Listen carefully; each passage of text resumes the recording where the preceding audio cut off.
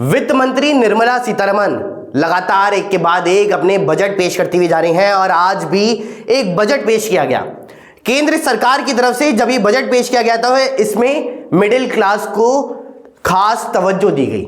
आप सभी को बता दें कि इस बजट के सार में अब 12.75 लाख रुपए तक आपको किसी भी प्रकार की टैक्स भरने की जरूरत नहीं होगी। यानी कि अगर आपकी इनकम 12.75 लाख रुपए है तो आप टैक्स फ्री हैं।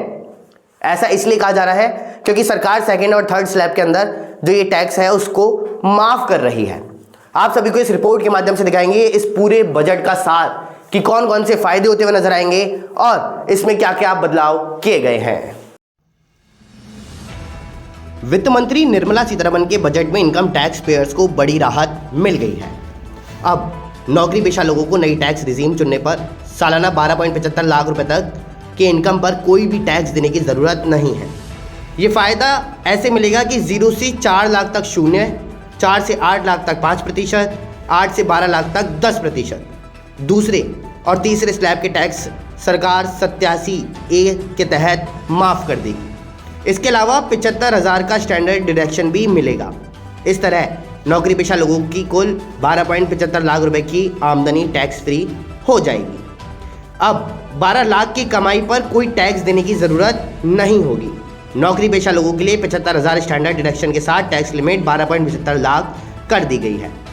TDS की सीमा 10 लाख रुपए की गई। 4 साल तक अपडेट ITR भर सकेंगे। किराया आमदनी पर TDS छूट 6 लाख रुपए की गई। मोबाइल फ़ोन और कार भी सस्ती होंगी। EV और मोबाइल की लिथियम आयन बैटरी सस्ती होगी। वहीं LED LCD TV भी सस्ते होंगे और कस्टम ड्यूटी घटाकर के 2.5% की गई है। देश में अगले हफ्ते नया इनकम टैक्स बिल लाया जाएगा। 1 लाख करोड़ रुपए का अर्बन चैलेंज फंड बनेगा। शहरी क्षेत्र के गरीबों की आय बढ़ाने की योजना आएगी। 1 लाख अधूरे घर भी पूरे होंगे। 2025 में 40,000 नए मकान हैंडओवर किए जाएंगे। वहीं हर घर नल से जल पहुंचाने जल जीवन मिशन कार्यक्रम 2028 तक बढ़ेगा।